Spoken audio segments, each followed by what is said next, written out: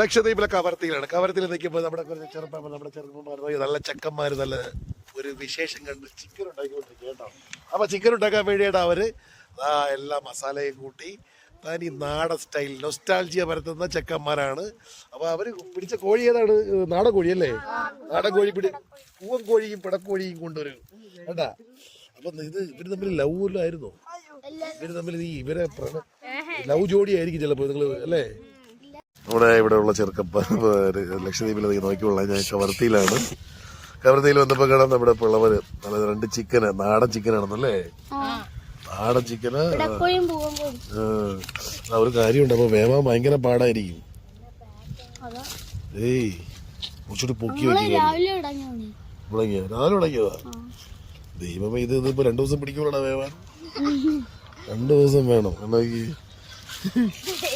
ചിരട്ട കത്തിക്ക് ഇത് മാറ്റി ചിക്കൻ മാറ്റി പോയി ചിരട്ട കത്തിക്ക് ആദ്യം ഇതിട്ട് പോലെ